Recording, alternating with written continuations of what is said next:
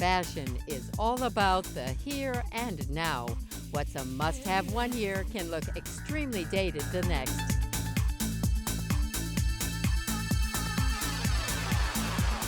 Go back on the fashion timeline for a look at some of yesterday's most memorable collections with the year in fashion.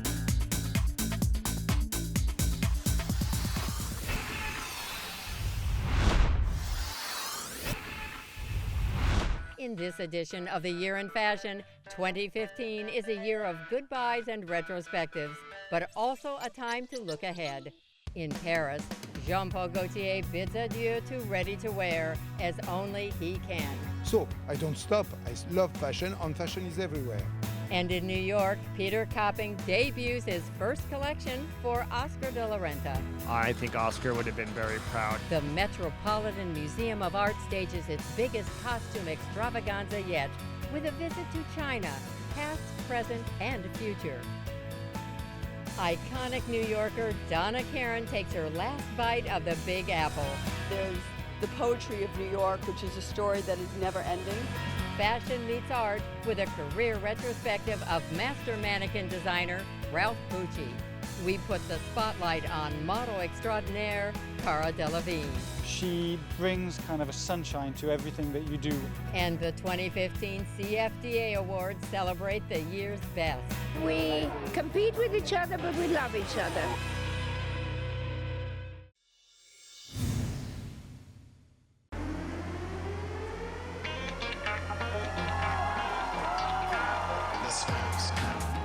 Alors, the idea was about Miss. You know how it came, that idea? I went to see one movie which was called Elle s'en va with Catherine Deneuve. And Catherine Deneuve was doing an ex-Miss Bretagne. I said, I do the contest. Welcome here to the Grand Rex pour l'élection d'œuvre et élection of Miss Paul Gaultier 2015.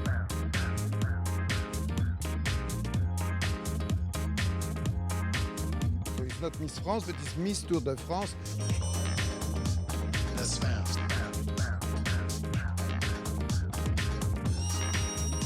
It is Miss Vintage, which were the ladies that were like somewhere, were some old model, you know, that came back at 60 and plus. Please listen carefully. And you know what, I should say something also, is that me, I didn't go to school of fashion. I study fashion, let's say, through magazine. Fashion magazine, it was my Bible. And so I wanted to say to some that we love, all, you know, like Susie Menkes, of course, Grace Coddington, that we love. Franca, which is so talented also. Emmanuel Alt, which is great. Karine. Babetjian, which do the numero, which is fabulous. This is a kind of homage about her, you know, because they have the key of fashion. I loved it. It was so much fun, and it was perfect, pure Jean-Paul. You know, mixing all the elements of his vocabulary together. Yeah, it was very nice because we found again all the Gaultier codes, but what I like about Gaultier is that every season he reinvents new things and new items of clothes. So I think it was a nice goodbye to the ready-to-wear, but you know, it was Miss Jean-Paul Gaultier, so it means we will miss him. Don't worry, because I still love to do fashion show. I love to do fashion show. So I should say that ready-to-wear is not how it was when I started. I love to be free and to be enthusiastic about a project. But I must say that it has to be always creative. If I have not, for me it's not interesting at all. I prefer to do something else. So I don't stop. I love fashion, and fashion is everywhere.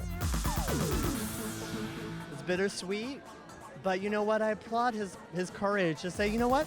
I don't want to do this anymore. I'm going to focus on these other things that I love. I'll focus on my couture. I'll focus on my fragrance.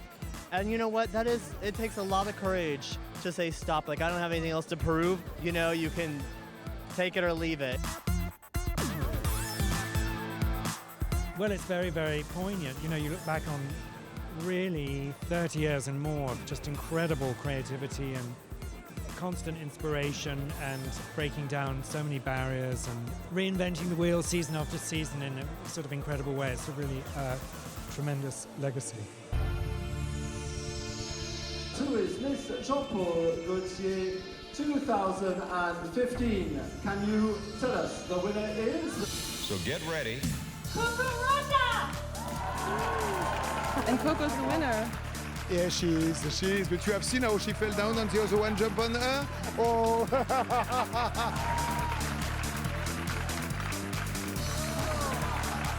It was fantastic. I must say that how could I not be happy after like some girls that came specially to make my show like that, only because they wanted to do my show, and girls that I love, and so voilà, I am very happy.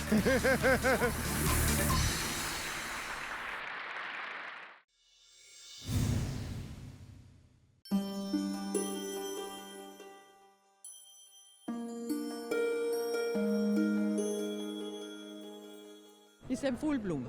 That's exactly what I was looking for. This collection is a full bloom collection. You know how it started? It started with the color code of a flower that I digitalized, and every color that came out from that flower is what I'm using in the prints.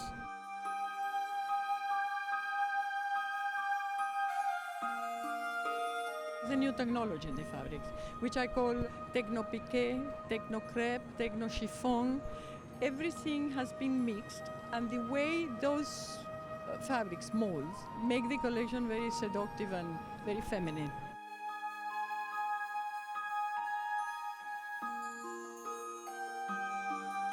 Mrs. Herrera is just such an elegant, poised, and polished woman, and I like that she had that exoticism of Orientalism throughout the entire collection. And fun how she did the presentation too, with the very geometric topiary trees and the models wandering around in their beautiful clothes as if they were maybe in, I don't know, the Tuileries or Versailles or something, but in fact were in New York City.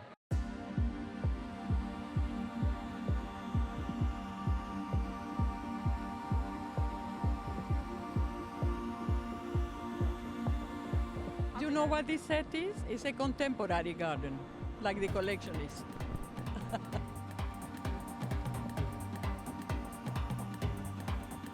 This was one of the great Herrera shows of all time. The audience was going crazy in the show. I went backstage and was touching the dresses. Like, I needed to see how they were made. They were light, very, very light to the touch.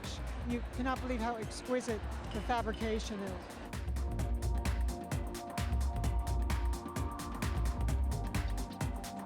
The embroideries are done in a different way. Did you see what they are? They're foam.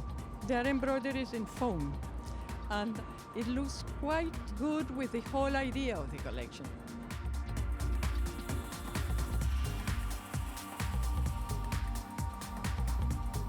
There was a fantastic white organza, a pop over top that had a beautiful rose embroidered on the front of it with paillettes back to a wide white pant. White on white everywhere on the runway, but a chic way to address the evening.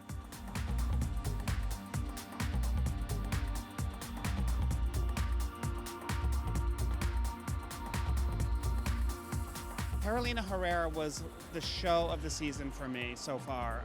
There was one dress that was spectacular, which looked like a floral mosaic that someone had smashed, and it was just broken and trailing all over this beautiful gown. To me, that was the dress of the season. It was extraordinary.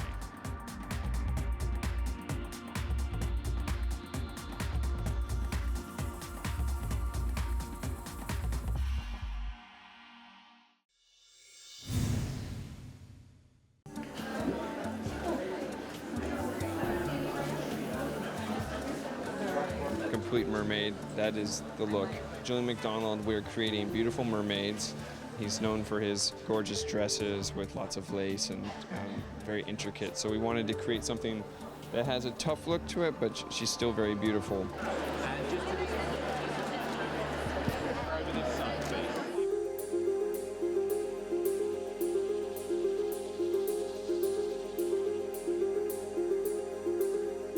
I thought this was probably a very subtle collection for Julien MacDonald.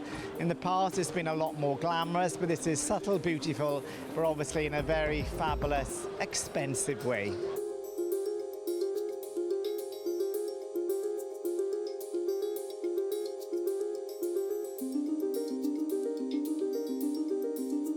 Well, I just like underwater love. I love the ocean, I love the sea, I like the idea of mystery and suspense. Everybody loves underwater love, and mine is definitely an underwater love of glamour, glitz, diamonds and pearls.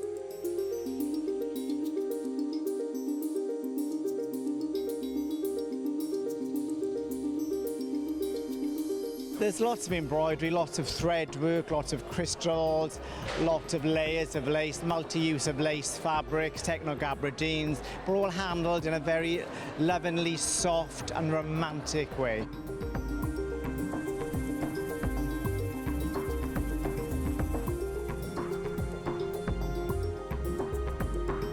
I love wearing Julien's dresses. I think you just feel great in them. They just fit in all the right places and they're so different to everything else. Whether it's the knit he uses or the embellishments or the fringes, he's just amazing.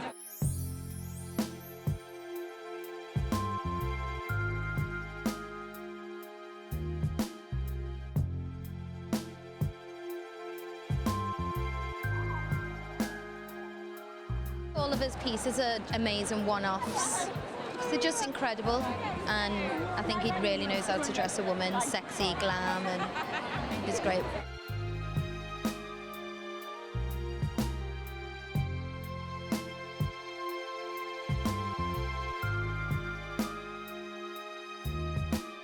This is the first time I've shown a wedding dress on my catwalk, and you know what? My wedding dresses are no ordinary wedding dress. The finale wedding dress is worth over £4 million. It is covered with real diamonds and ocean pearls. My bride is a mermaid that swims in the sea, covered in treasure. She takes her buried treasure and translates it into a dream ethereal wedding dress. Diamonds, pearls, expense, lace, glamour. It's the most important day of any woman's life, and why not have the most expensive dress in the world?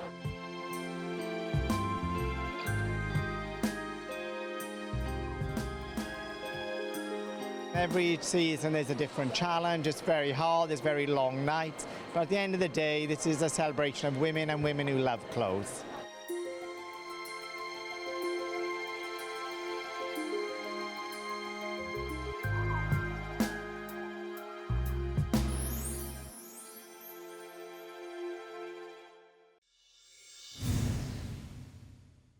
Famous Pretty Young Things took to their front row seats as the fashion world anticipated Peter Copping's debut at Oscar de la Renta. It's a bit of a sad moment because we all love Oscar so much, and he was so important not only in the world of New York fashion, but he's a global fashion designer and loved by women internationally. And I say that with great esteem because I've never met a woman who didn't just coo when they talked about wearing an Oscar de la Renta dress. But I have to say that Peter is a friend and he's a really talented designer. And after his tutelage working with Marc Jacobs at Louis Vuitton, and then the beautiful things that he created at Nino Ricci, his ability to really take femininity, his love of lace, his love of sensuality, is really the right spirit for Oscar de la Renta.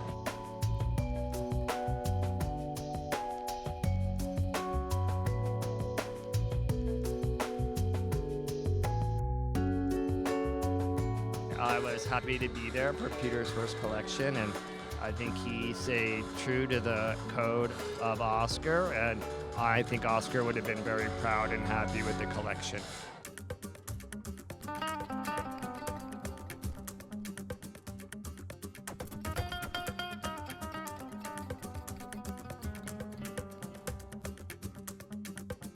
I think it's the right show to do for right now. I think it was very important for people to understand that there's a tradition here.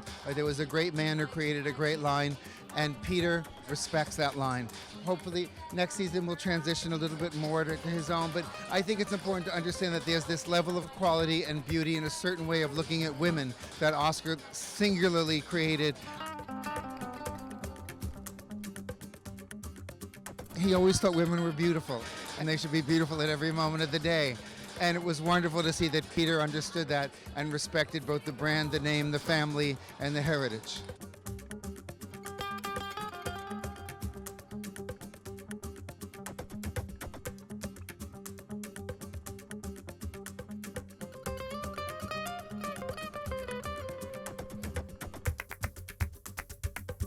I thought it was beautiful. You know, I thought Peter did a pared down homage, but there were some youthful looks and passages.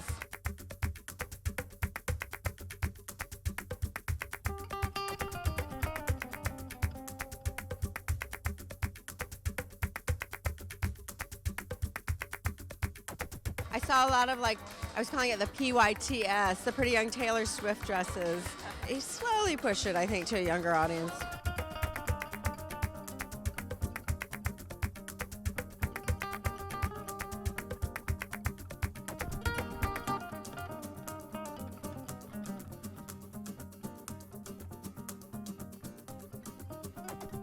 Oh my God, you know, we have to appreciate how challenging this has to be for him to follow in footsteps like Oscar's.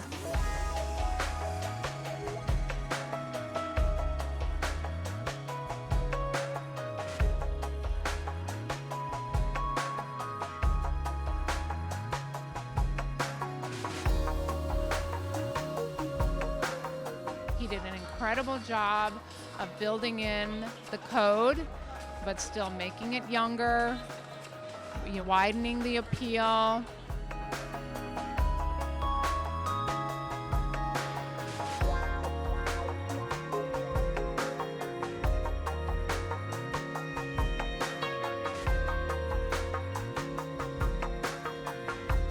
We had all of our sellers there, and they're actually probably tougher than the buyers, and they knew that their clients were going to embrace it. So it was an incredible debut.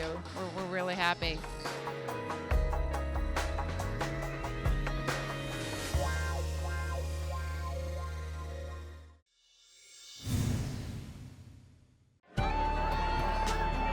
Every spring, Hollywood's A-list bring their fashion A-game to New York for the definitive red carpet event of the year, the Metropolitan Museum of Art's Costume Institute Gala.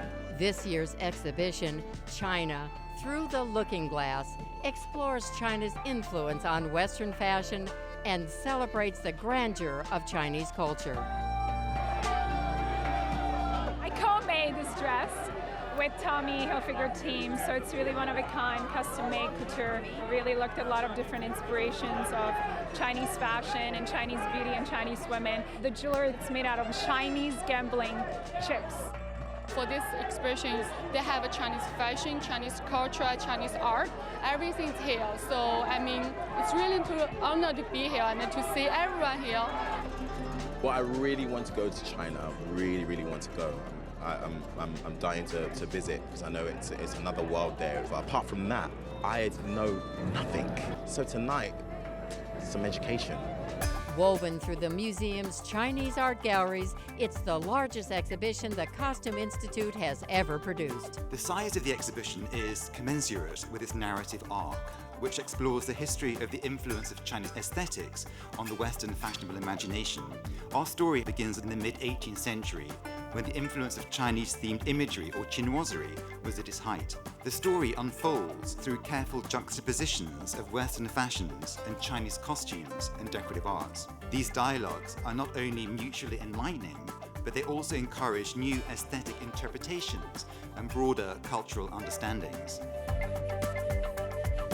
The pace of the show unfolds cinematically. In some cases, the rooms are personal and intimate, such as the galleries devoted to Chinese silk, calligraphy and blue and white porcelain. In other cases, they're dramatic and theatrical, such as the gallery devoted to Peking opera and the gallery devoted to wuxia.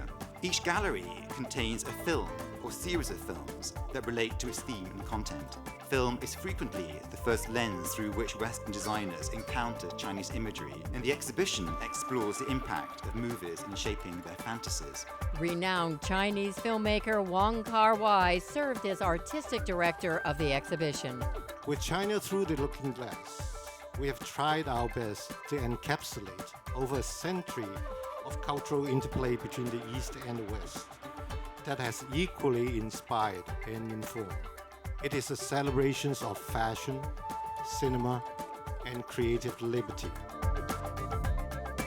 Perhaps the most well-known film is Wong Kar-wai's In the Mood for Love, which features an array of exquisite cheap hours, including versions with Matisse-like floral designs in muted tones. No one's made the cheap hour look quite as stunning on screen as Wong Kar-wai. What I love about this exhibition is it shows how present-day designers are inspired by China, but that as you see the depth of the exhibition, you get a sense that China has always been there, and that China has been influencing Western taste, Western fashion, certainly for the last couple of 100 years. But now people can encounter Chinese art that has a 5,000-year history. So I think part of the excitement for me is that by having this exhibit in the Chinese galleries, people will say, I want to come back and experience more about China. Well, it's just so multi-layered and it's ever kind of evolving. The Galliano Dior pieces in the Astor Court just look incredible together. The Travis Banton's dress for Anna May Wong is phenomenal. And of course, the robes that were literally made for and worn by the emperors in the 18th, 19th and early 20th century in the Anna Wintour Costume Court downstairs are just incredible. And then so interesting seeing them juxtaposed with 20th and 21st century designers' reinterpretations. Milliner Stephen Jones created all of the unique headpieces. So I tried to repeat the colours and the sort of feeling of the mannequins. So they're not sort of hats per se, but they're sort of this unique device that sort of I came up with. It was very exciting. And of course, there's designers who I've worked with, like John Galliano when he was at Dior, and some hats from Margiela to go with Margiela outfits. But it was amazing to do something with to go with the Ralph Lauren outfit too. It's magical, and I think that is also very much part of the point that Westerners have often had a fantasy about what is China, and the reality is obviously something different, whether it's cinematically or through fashion. Anchoring people in the reality of China is part of what the Met is all about, is to help build that kind of understanding.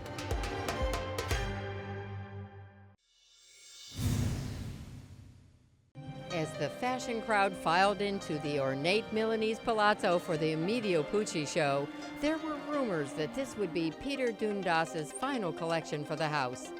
For fall 2015, Dundas continued to present his vision of a sexy, rock and roll Emilio Pucci woman, as he has for the past 6 years at the helm. But for this season, he looked to the stars for inspiration. I like the zodiac signs, and I like the images of it, and I also think that sometimes they symbolize the fact that you can't always control things, and sometimes wonderful things happen even when they're out of your control.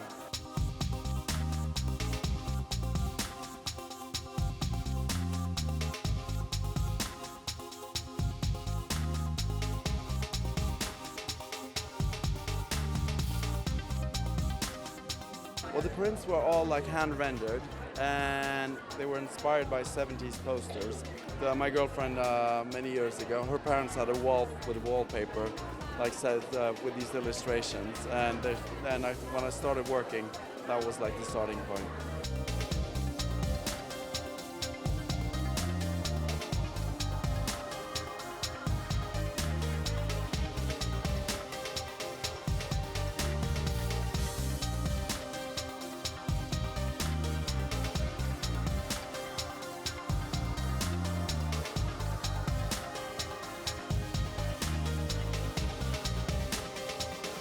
Well, the fur was like, most of it was fox, and it was intarsias that were inspired again by the prints.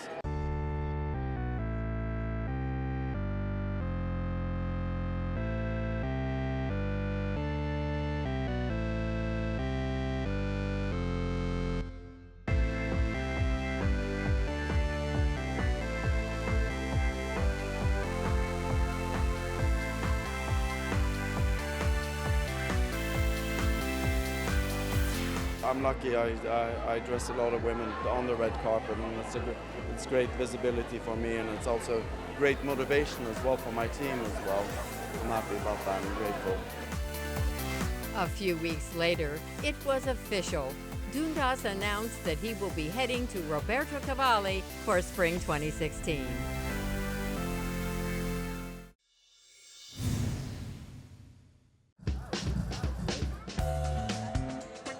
Donna Karan greeted guests at her fall 2015 show, but little did they know, a few months later, the legendary designer would suddenly resign from the iconic house that she founded more than 30 years ago.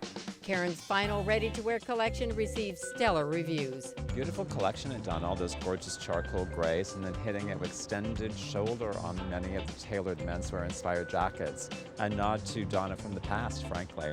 But I always love when Donna goes to that moment that's a little bit more masculine, but then she juxtaposes it with a lot of femininity. But that's always been her attitude of dressing a woman from the very, very beginning with her very first collection.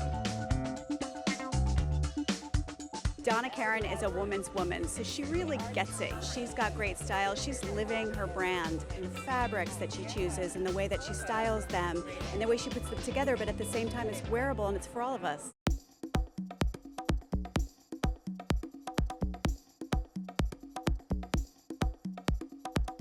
I wanted it about an executive woman, constantly on the go. How do I do this all? How do I become this worker? How do I become a mother? How do I go out night after night to one event after another? So I really wanted a collection that evolved from day into evening and that she didn't have to go home and figure out what to wear. There was a lot of the sort of original Donna in there, very New York, of course. And I almost hesitate to say specifically New York. I think in many ways it's sort of very urban.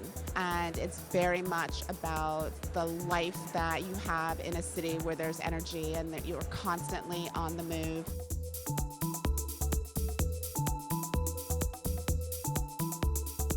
Through the years, we've seen Donna's collections become more and more and more personal.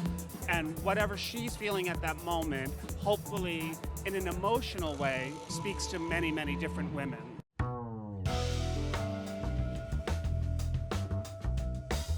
It's a staple to New York. Never really think of New York without Donna Karan. And she is what young, cool kids, older, sophisticated women, everyone can relate to her and wear her clothes. She definitely knows how to make a woman's body look good.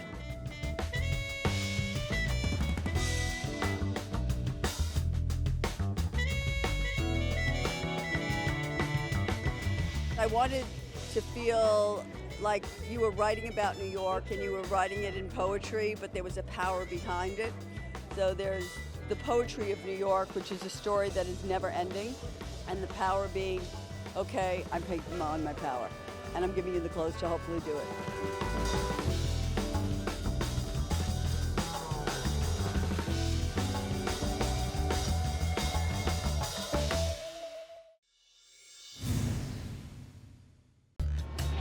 The Museum of Arts and Design in New York City held a retrospective of innovative mannequin designer Ralph Pucci. The exhibit, called The Art of the Mannequin, covers 30 years of his career and is the first time Pucci's work has been featured in a museum.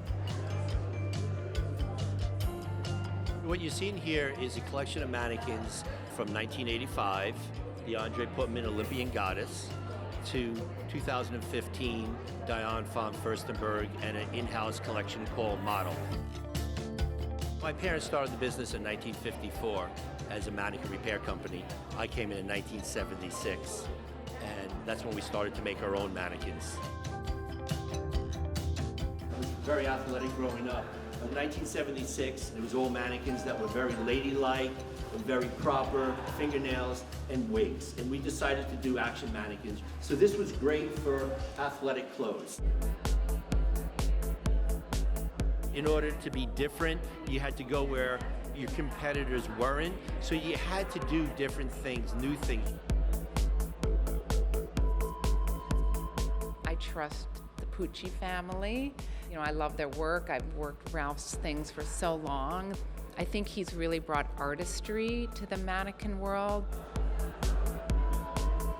The fact that he believed in so many different artists and was daring enough to use them to make mannequins, that was revolutionary. From Andre Putman on, he's really put mannequins on the map. The movement by Ruben Toledo came out in the early 90s, and that's when Ruben was doing all the illustrations for Details magazine with Andy Flanders, and he was playing with shapes, and Ruben's always playing with shapes. Tiny waist, big rear ends, long necks, really unique, fun ideas. And when I saw it, I said, this is fabulous. If you pull out the waist and make it a little bit more traditional, it'd be fabulous for lingerie, which is what happened. Calvin Klein saw the mannequin, we filled it out, and it became the Calvin Klein lingerie mannequin.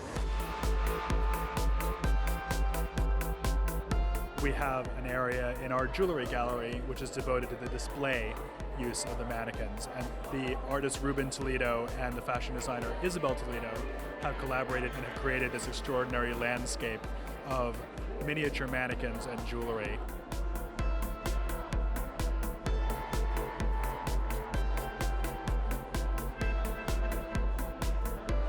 We've also recreated Ralph Pucci's sculpture studio, where the mannequins are actually made. Someone will be coming every other Thursday or so to sit in the stool, and I'll try to make a likeness of them. It's Pucciized. It's got a Pucci signature to it. So you can't walk away from this hoping that it's going to be this precise likeness. I don't want that or expect that. So no pressure. Oh, yeah. I'm really honored to be here along with Christy Turlington and Isabel Toledo and Mary McFadden. These are all really iconic women.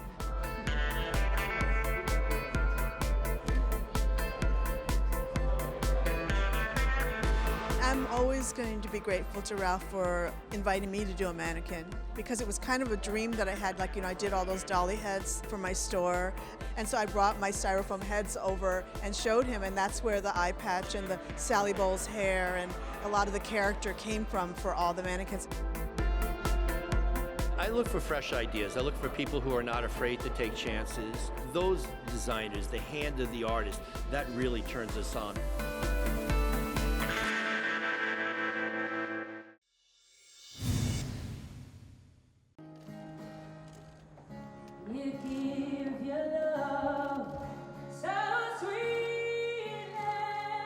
I like this idea of all these different crafts coming together. The UK is this wonderful mix of different cultures, and what has happened is we've been influenced by all those cultures of music and of crafts and of food, and what we wanted to do with this collection was put it all together as a little patchwork of all these different crafts from around the world.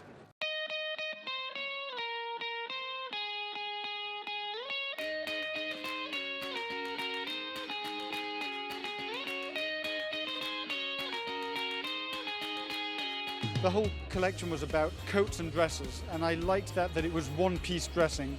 You didn't have to figure out the outfit, it was kind of just one piece. And so that was an important part of it as well.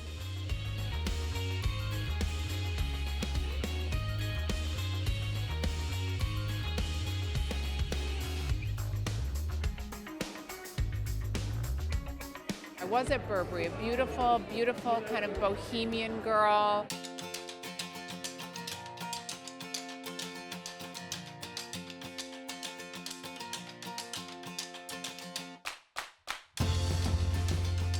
They had a really big winner for fall last year with the Bloomsbury that was all with the hand-painted shearlings.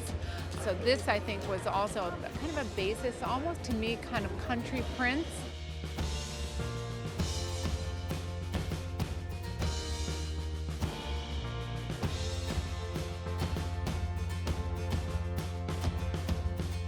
And then I loved how they mixed that back to the suede patchwork. And by the way, fringe stays in the picture.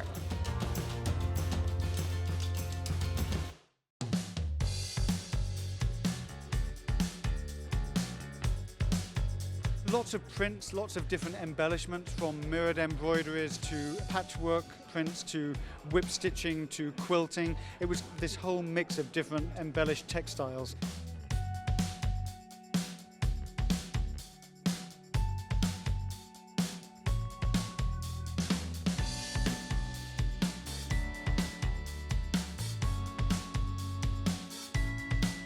And the way that we put them together, it was a very textile-y collection.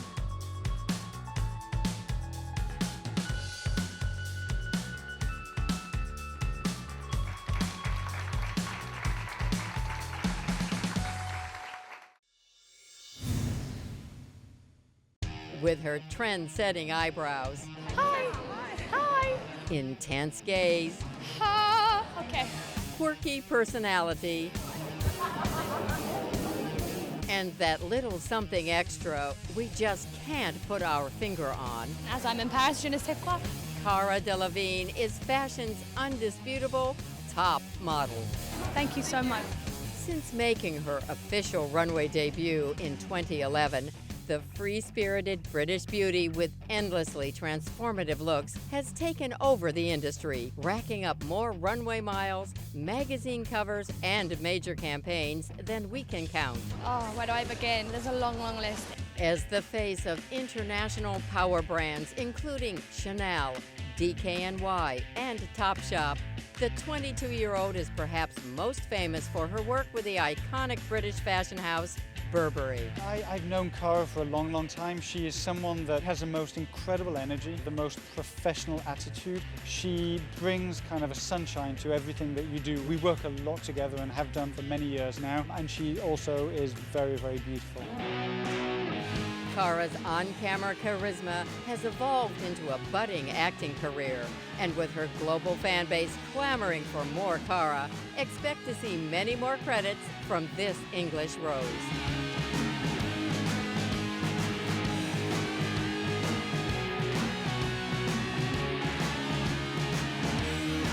It's wonderful. It's really, really cool.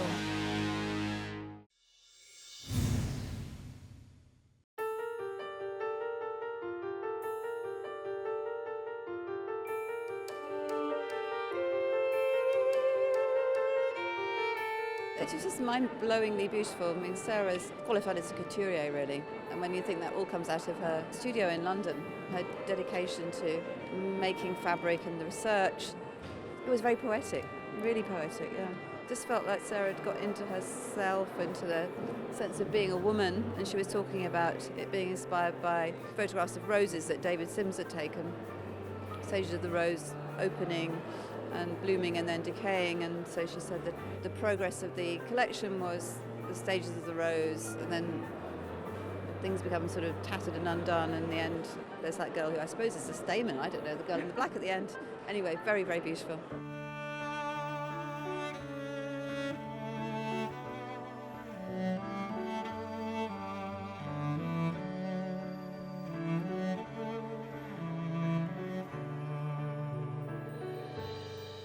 First of all, it was so daring because this is one of the places where McQueen did the Wolves show, which is part of history now. And so very daring of her to do the same place, and loving. It of course touched on the history of the house, that she knows so much, that the history of the house and his work is so inside her. She doesn't have to make overt references. She's so educated about other things as well, and you feel it in the clothes. You do not feel this is just cloth that's been strung together in a showroom.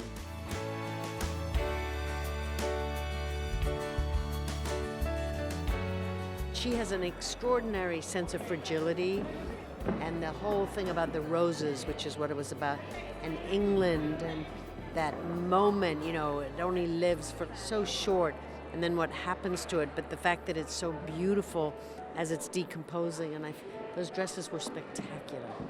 It was one of the great collections of the season.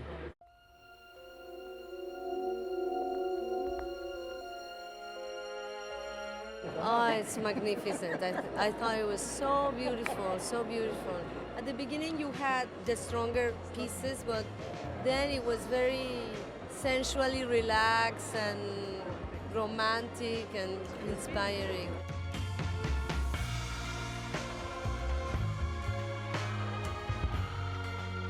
The laces and the combination of the laces with the French and the feathers is very sensual in a very feminine way.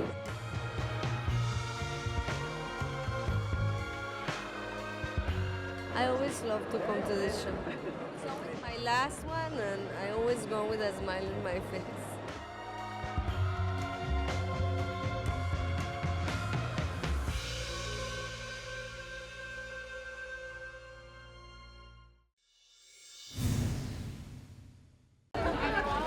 New York York's bold-faced names from the worlds of fashion, art, and entertainment joined Italian fashion label Max Mara to celebrate the opening of the new downtown location of the Whitney Museum of American Art, designed by architect Renzo Piano. I'm so proud and humbled that Renzo Piano, who is like an Italian architect, put together this incredible space. So the space is exactly what you would like to find in a museum. It is so thought after, so respectful to the art. This is a great day for the city of New York and for contemporary art.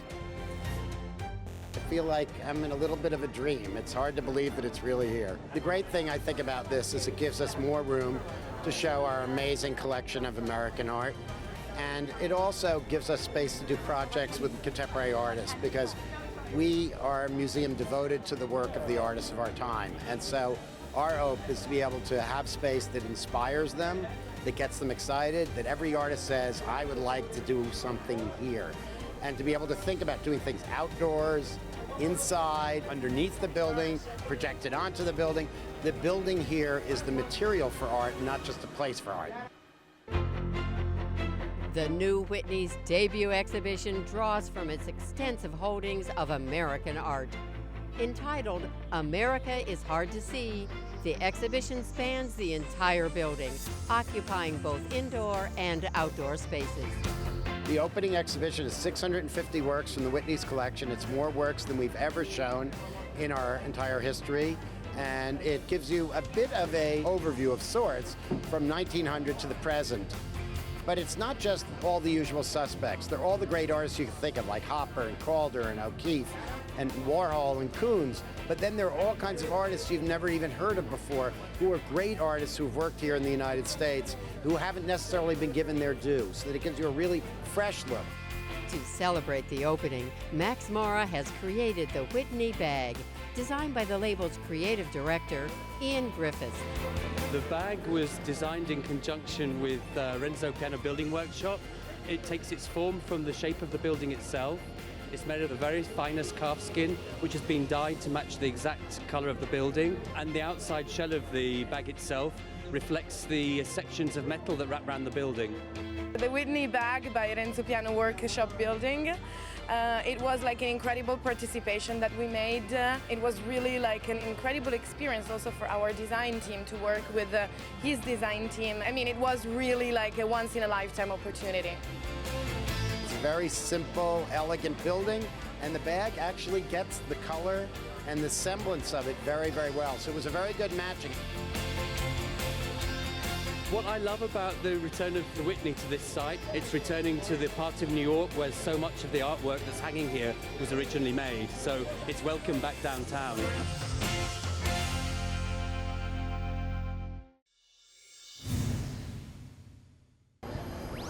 In New York, at Lincoln Center's Alice Tully Hall, the mingling of models, designers, and celebrities glamorously signaled the 2015 CFDA Fashion Awards, the industry's most coveted honor.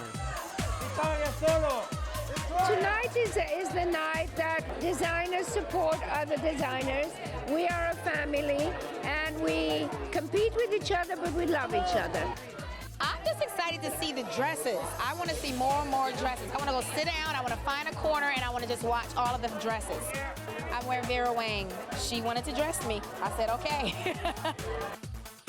It's from the resort collection, and it's an ode to Asia. So this is from our spring collection, spring 2015, and it's fashion. It should be fun and playful, and that's what we did tonight. This is our first time doing something this glamorous together. It just feels good and light, and I don't know, I'm really happy. Rosie Asselin. It's a sexy red dress, which I love, but it's also a take on the sexy red dress because it's a two-piece. I don't think I've ever worn a skirt, period. So I was happy to wear a skirt. Hannah Davis is my date for the evening, and she's wearing Millie. We tried on, oh my gosh, probably 15 different outfits, and this is the one that she felt best in, and I think it's really important for the person wearing the clothes to feel confident, so we went with this one. I never do a lot of color and print on the red carpet, so I thought it'd be a fun night to try it. You know, I thought this was Maya's dress. It was young, ethereal, and it suited her, and then you know the dress is right. And I'm so shocked and surprised and happy to be here tonight. It's first red carpet. Ever. And Coco right there. It's an honor to be able to do what you love, and this is just a huge surprise and honor, and at the same time, you got to keep doing what you love no matter what, right? You know, I think as you get into the business, every nomination is even more special, so it's nice to be here. Pharrell Williams is hot, and we all love him. Betsy Johnson, amazing, that's right. I've seen her in my neighborhood, and I have to say I'm very starstruck. She's an amazing lady, very accomplished, and I'm excited to be here in support of her. To me, Betsy's work speaks for itself. She has never followed trends and has always stayed true to her eccentric sensibilities that make her exactly who she is. The one, the only, Betsy Johnson! There was no stopping Betsy Johnson. The legendary designer treated the audience to her trademark cartwheel before accepting her Lifetime Achievement Award. Today, I consider myself the luckiest girl on the face of the earth. This is really special to me.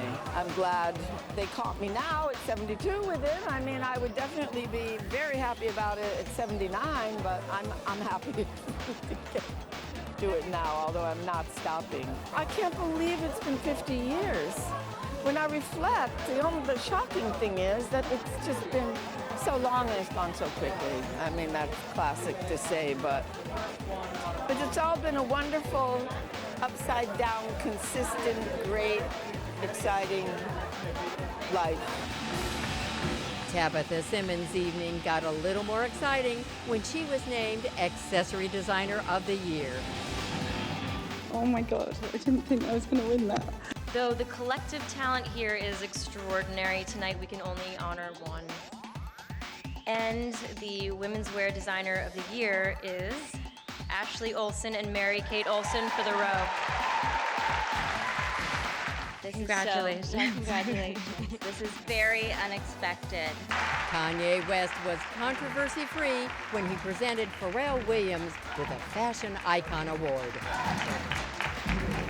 Okay, my heart is beating 10,000 miles per hour. And without further ado, the Menswear Designer of the Year is Tom Ford. Wow, I'm very happy to be here. Last year, I was lucky enough to be standing right here getting a Lifetime Achievement Award, and I am so glad to know that there is still life after a Lifetime Achievement. So thank you. You know, designers work so hard, and it really is a celebration of their hard work.